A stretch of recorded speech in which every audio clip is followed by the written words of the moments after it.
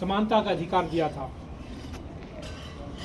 और उन्होंने Hindu code bill बनाया था जिसके अंदर ये किया था कि जितनी भी महिलाएं हैं वो पुरुषों के समान हैं। और आज कुछ महिलाएं हम देख रहे हैं कि आज आगे आने लगी हैं और बहुत सारे क्षेत्र तो ऐसे हैं जिसके अंदर महिलाएं जो हैं पुरुषों से आगे निकल गई हैं।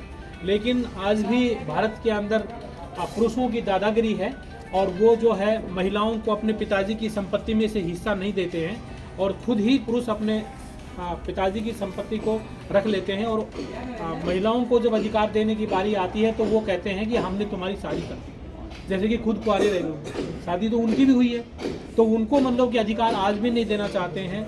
हम देखते हैं कि वो उनको थोड़े बहुत उनको तिल दे दिया या फिर कुछ मतलब कि थोड़े बहुत पैसे दे दिए कभी जब वो आती है तो किसी मौके पर, लेकिन उनको संपत्ति में ज़मीन जायदाद में आज भी बराबर का अधिकार नहीं है।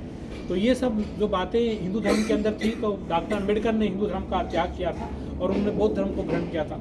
आज महिलाओं को बहुत सारे लोग अब हिस्सा देने लगे हैं और समान समझने लगे हैं और जो जातीय आधार पर जो दुर्व्यवहार है उससे बहुत सारे लोग जो हैं अब मतलब कि दूर हटने लगे हैं और वो आपस में भाईचारा बना करके समानता और एकता बना करके चलने लगे हैं। यदि हम संविधान के हिसाब से इस देश की जितनी भी सरकारी संस्थाएं हैं अगर इनको हम चलाएं तो मैं समझता हूं कि डॉक्टर अम्बेडकर का सपना जो है वो पूरा हो सकता है। आज हम देखते हैं कि जो प्राइवेट क्षेत्र के अंदर जो संस्थान हैं वो ऐसे चमचमा रहे हैं और जो सरकारी जो क्षेत्र है उनके अंदर मतलब कि जो संस्थान है वो चरमरा रहे हैं। हम देखते हैं कि जो निजी क्षेत्र के जो औषधालय हैं, निजी क्षेत्र के जो अस्पताल हैं, जैसे कि साथ में ही एक मेदांता अस्पताल है, वहाँ पर सब लोग जाना चाहते हैं और जो सरकारी अस्पताल में जो डॉक्टर काम करता है वो अपना इलाज सरकारी में नहीं कराता, वो भी प्राइवेट में भाग रहा है। तो ये 75 साल के अंदर भारत का हाल किसने किया है और इसको कौन रोक सकता है?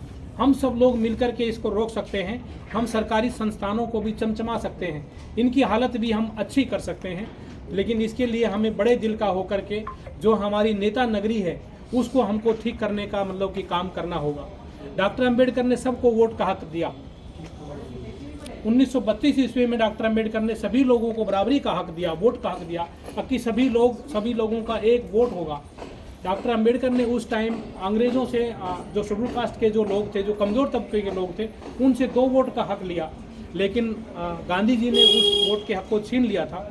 लेकिन आज 2 वोट की जो बात करने वाले डॉक्टर अम्बेडकर थे उनको हम देखते हैं कि आज 1 वोट भी लोगों का सुरक्षित नहीं है और इसीलिए वोट को आधार कार्ड से जुड़ने नहीं दिया गया है। जैसे कि आधार कार्ड हर चीज़ से जुड़ा है, पेंशन से जुड़ा है, बैंक से जुड़ा है, पेंशन से, स्कॉलरशिप से जुड़ा है। ऐसी कोई चीज़ नहीं है जिससे कि आधार कार्ड जुड़ा नहीं है। लेकिन जो वोट से छूट गया है, बहुत सारे लोग ढिंढोरा पीट रहे हैं, बहुत सारे लोग ढिंढोरा पीट रहे हैं कि हमने आधार कार्ड को वोट से जोड़ दिया है। मंत्री भी पीट रहे हैं, संतरी भी पीट रहे हैं, पब्लिक भी पीट रहे हैं। लेकिन जब वोट होता है, अभी गुजरात का चुनाव हुआ है, दिल्ली के में भी चुनाव, सभी जगह चुनाव हुए, लेकिन आज भी जो वोट जो पड़ रहा है वो वोटर कार्ड दिखा करके पड़ रहा है। वो आधार कार्ड दिखा के नहीं पड़ रहा है।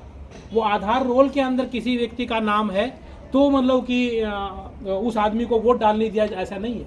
इलेक्टोरल रोल में, वोटर रोल में यदि आपका नाम है तो आप वोट डाल सकते हो। जब आधार रोल हो गया है और आधार कार्ड से जो वोट जुड़ गया है तो आधार कार्ड में नाम होने से ही उसको वोट डालने दिया जाना चाहिए। लेकिन ऐसा नहीं है। हमें चीज़ें तो बड़ी सीधी दिखाई देती है लेकिन चीज़ें बड़ी टेढ़ी हैं।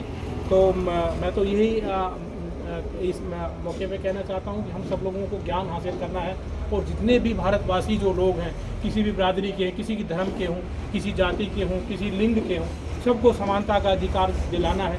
तो वो हम आपस में जागरूकता हासिल करके और ज़्यादा होशियार होकर के ही ले सकते हैं, अपनी चीज़ों को ठीक कर सकते हैं। तो डॉक्टर अम्बेडकर की श्रद्धांजलि दिवस के मौके पर सबको भावपूर्ण श्रद्धांजलि है और इस पर हम सब लोग अपने आप को ठीक करने का प्रण लेते हैं, अपने नेताओं को ठीक करने का प्रण लेते हैं। जहाँ जहाँ कमियाँ हैं उसको हम भी सुधारेंगे और दूसरों को भी सुधारने के लिए आग्रह करेंगे। इसके साथ आप सबका धन्यवाद। सबको जय भीम, जय भारत।